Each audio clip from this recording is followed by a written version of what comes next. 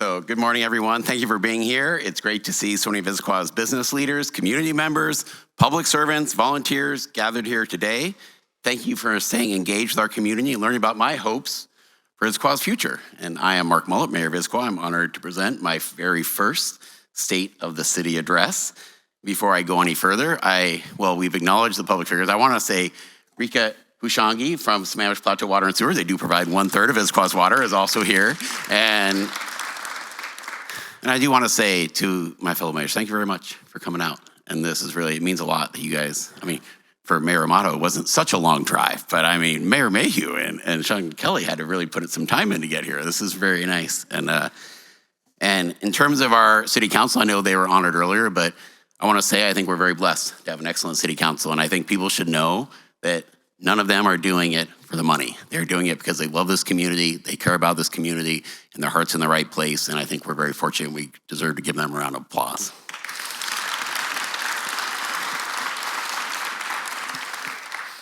I'd also like to take a moment to acknowledge that we are on the indigenous lands of the Coast Salish peoples, including the Snoqualmie Indian tribe, and we thank these caretakers of this land who have lived here since time immemorial. And before I go into my background and my priorities for this year, I first want to share my favorite text message of 2026 that came from Carl Pauley, the husband of our former mayor. And we were on the steps of City Hall the Thursday before the Super Bowl with the Issaquah Marching Band and the City Council. They were playing Oprah by tossing out 12 Issaquah beanies to the entire audience. And when Carl texted me, he goes, Mary Lou wants to know why she inherited a global pandemic in her first term and you get a Seahawks Super Bowl. So, now, I know the ESPN sports analysts are convinced our defense won the Super Bowl, but those of us in this room know about the power of 12 Issaquah. Let's give ourselves a round of applause for the small effort we helped play to secure that second Lombardi trophy. And I think as a new mayor, it's important to share a little bit about myself, my background, especially for those of you who may not know me very well. And as we heard from Mayor Larson, who does know me well, I was born and raised in Tukwila and graduated from Foster back in 1990. And after college, I spent 12 years working in finance, primarily in London and New York City. And those years gave me a deep appreciation of making sure you understand the finances of your organization. But it also taught me that leadership is not always about talking, but rather about listening to other points of view. And it was during the same time period that my dad was serving as mayor of Tukwila from 1999 to 2007. And I think that my dad was the best example of what I consider to be the most important character trait in an elected official, which is doing what you think is right rather than spending your time worried about trying to get reelected. Watching my dad serve my hometown with integrity and humility is what inspired me to pursue public service. And my dad passed away back in 2017, but I do know that if you could see me here today, he would have a smile on his face. In front of all of you, as mayor of Issaquah, the city where my wife and I chose to raise our family, makes me feel like my dad's public service legacy has come full circle. This is a special morning for me. My wife, Kelly, has been a teacher in the Issaquah School District for the past 25 years, and together we have 6 kids. Oh, you can see these are recent graduates from college. So we have Isabel just graduated from Western Washington University, and Davis graduated from Montana State. Eloise is currently a junior at Colorado State, and Riley is a sophomore at TCU, and Caroline and Penelope are finishing up their time right now at Issaquah High School. And some of you may also know that my current role as mayor is not my first opportunity to serve Issaquah, as you heard from Mayor Larson. I was elected to the council back in 2009 and served in that role until elected to the state senate in 2012. And just last month, I actually visited Olympia for the first time since my senate term ended in 2025. That was for the Association of Washington Cities Days. And it was great to reconnect with my old friends, but on the drive back home, it really did hit me like a 2x4 over the head that moving from the legislature back to City Hall was the best decision that I could have ever made. Outside of public service,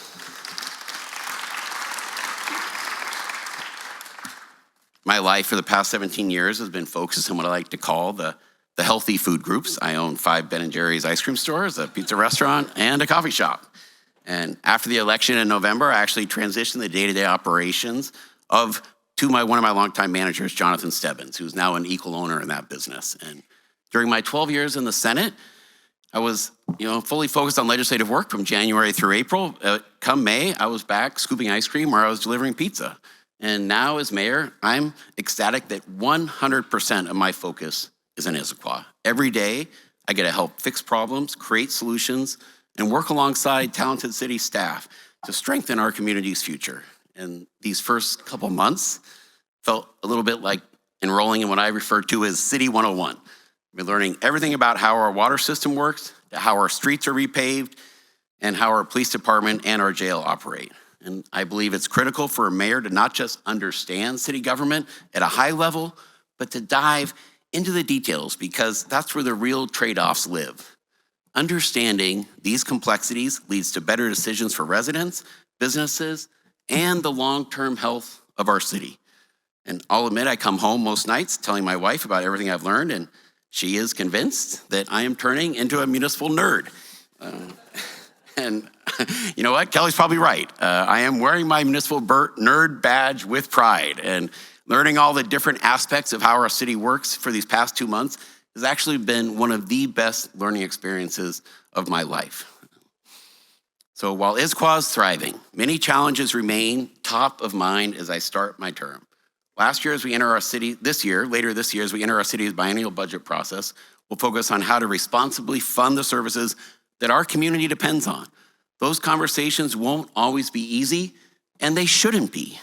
Sound budgeting requires discipline, transparency, and a willingness to make tough choices. But I want to draw one clear distinction. Issaquah is positioned to be proactive, not reactive. Thanks to the leadership that came before me, the stewardship of the city council, and the dedication of our city staff, we are not without options. We have done well to forecast our needs and have long-term plans in place that remain both practical and achievable. That places Issaquah in a very different position than many municipalities around this country, where decision-making is literally based on choosing the worst options choosing the best of the worst options. These proactive steps mean we can plan investments instead of postponing them. It means addressing infrastructure needs before they become failures. It means aligning our spending with our values. That's public safety, mobility, livability, and economic vitality. Strong fiscal health does not happen by accident. It's built through long-term thinking, responsible growth, and leadership willing to make decisions today that will protect our future tomorrow. Now, Issaquah is not immune to the challenges facing cities nationwide, but we are prepared to meet them. So as a small business owner standing in a room full of other local business owners and business leaders, I feel it's important to take a moment to highlight those who have joined our community. And I have no idea the answer to this question, but I am curious. Is anyone in the audience today who is opened a new business in Issaquah in the last year or two? And if they have, I would be curious to see their hands. Oh, look at that. Nice.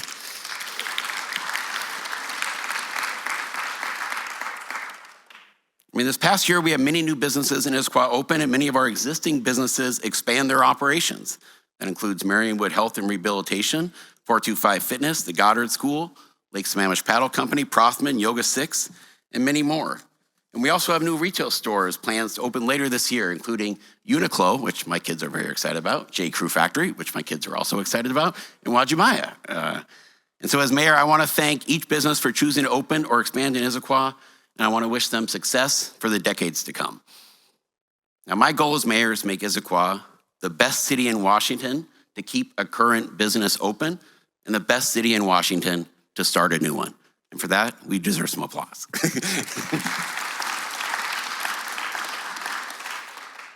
Strengthening our business community is a win for us all. A big thank you to our economic development team, Alexis and Jack, who are always there willing to help. And our team is currently working with the Issaquah Highlands to hold a spring business open house on April 23rd. This will be a great opportunity to come meet other business leaders in the community, but also representatives from our city departments all at the same time. You can ask questions about permits, police response times, emergency management, or just have a conversation with an Issaquah City Council member and share with them the challenges that you're facing. These short, informal chats can help answer questions or get resources to help you and your business thrive. And more information on the upcoming Spring Business Open House can be found on the city's website. I'm also excited to announce that starting this quarter, you can finally pay your city B&O tax electronically online. So for 17 years, I've been writing the City of Issaquah a check, a paper check, every 3 months. And this morning, I'm proud to announce that those days are finally over. Yes, that is worth cheering for. So while campaigning for mayor, I doorbelled the entire city with my yellow lab, Arthur. And my advice to the folks in this room who are thinking about running for public office is never underestimate the value of a cute dog and free ice cream. During that process, I was pleased to hear that the majority of Issaquah residents think Issaquah is a great place to both live and work. They felt that the city was on the right track. These conversations with our neighbors also helped to clarify to me what our community values most. And over the past 2 months, I've worked with staff to outline a clear path forward for 2026 based on this feedback I received from both residents and businesses last year while I was on the campaign trail. Transportation is our first and most challenging priority. We know that traffic in Issaquah is a regional issue, one that won't be solved overnight or on our own. It requires partnership with other jurisdictions and long-term investment in the wider transportation network. But we can make smart investments that improve safety and mobility across all modes. That includes cars, bikes, walking, buses, and future light rail. Our challenge is to live within the fiscal realities of our own city budget, which means finding ways to make it easier to move quickly and safely across town with projects that we can actually afford. Finding solutions to local pain points will improve the quality of life for all community members. In my view on transportation investments is if you can't afford to buy the whole apple, at least think about buying the first bite, which is what we plan to do this year. Now, our second priority is public safety. And as we heard earlier, crime stats have improved. I mean, I'm really proud of shoplifting dropping by 24% last year. This is a testament to our amazing police force. Chief Schwan has shared some stats with you before I got up here, and I'm proud of her work that her and her team have done to see these results. And I know we did it earlier, but we need to do it again. We need to give Chief Schwan a round of applause for amazing service to the city of Issaquah.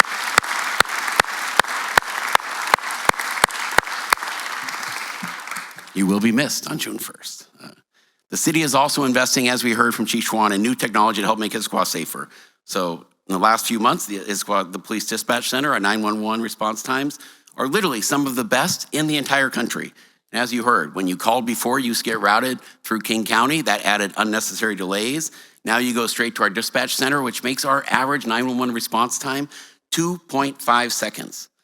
That's noticeable improvements that help save lives and prevent crime.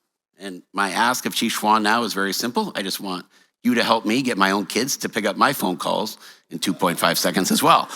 I don't know, any other parents in the room find it ironic that our kids spend all their time on the phone, but when you call them, for some reason, they're not very good at answering. So last year, the City Council voted to approve a new public safety sales tax, and I'm committed to using those funds responsibly, especially to provide the facility upgrades that our police officers deserve.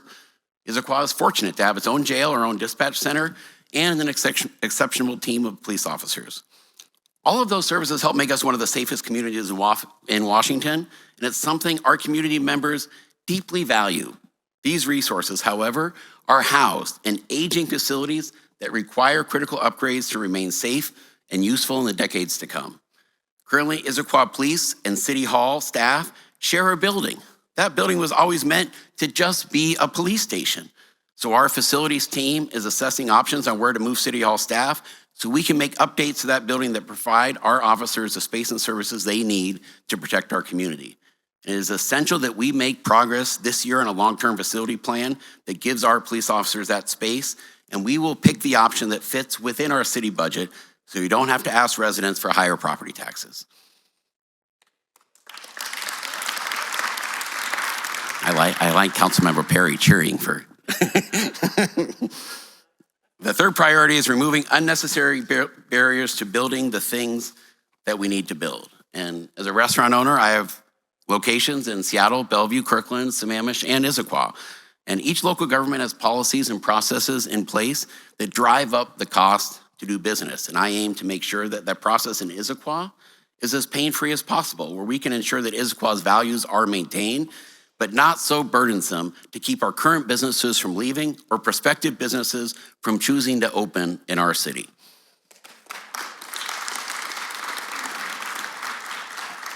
One of my roles in the state Senate was chairing our state construction budget. And I saw firsthand how many of the rules created in the legislature were driving up the cost of building the things we needed to build, from roads to hospitals to schools, and more importantly, to the homes where we all hope our kids will live someday. Our challenge this year is to find the unnecessary items in our own local city code that drive up the cost of construction. We'll look to balance how best to preserve what makes Issaquah special and streamline the constraints that exist so we can lower the cost to build what we need to build, especially homes. If we want our own kids to be able to afford to live in our own town when they finish school, we have to be open-minded about the things that we could be doing better. Fourth, we're investing in parks, trails, and open space. I met with our park board earlier this week to go over a list of potential investments that will enhance the outdoor experience for Issaquah residents. This year, I'm proposing a renewal of our existing parks bond that is ending this year to make smart investments across our entire city.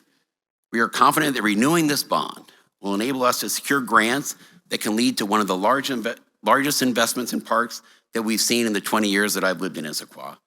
And one of the ideas that I'm really proud of is finding new ways to partner between the Issaquah School District and the City of Issaquah.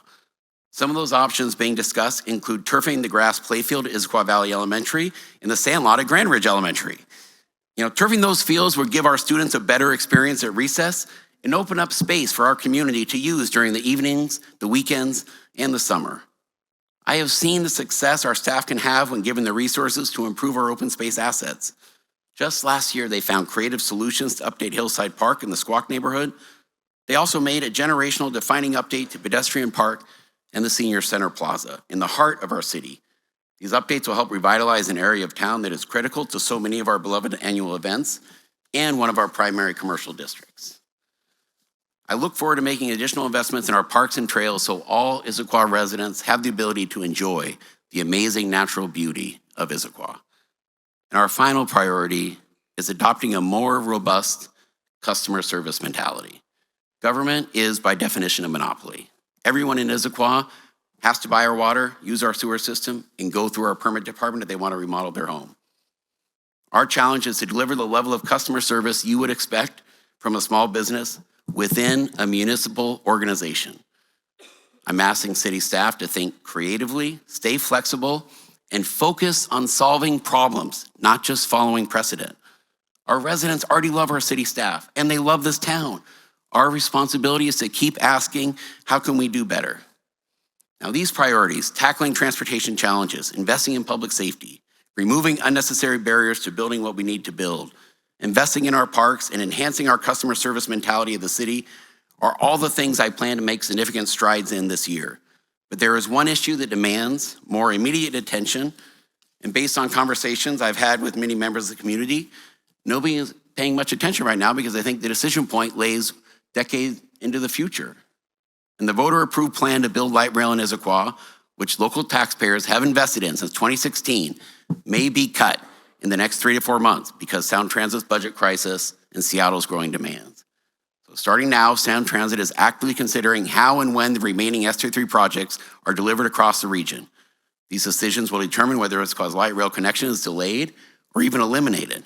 The Sound Transit Board wants to hear from you before making this important decision. There is a real risk that investments promised to Issaquah will not be built, and local tax dollars will instead be diverted to Seattle. Other communities are actively advocating to no longer build light rail to Issaquah. Now is the time for our community to speak up.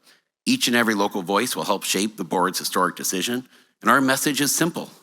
Issaquah is ready to find creative ways to save our station. We are ready to partner with Sound Transit on cost-saving options and have already given them a long list of ideas that will save billions of dollars. It's time for Issaquah to rally together to save our light rail. We're encouraging all community members to share the news, submit written comments, and if you are willing, attend one of the upcoming Sound Transit Board meetings. And right after these comments, if we can, we're gonna try to do a quick photo that we will share with the Sound Transit folks about how much our community does care about this effort. And please know that I'm working tirelessly to preserve what we voted for and what we've been paying taxes towards. But these efforts will require your help. You voted for this system. You paid for this system. Your voice matters, and now is the time that your voice needs to be heard.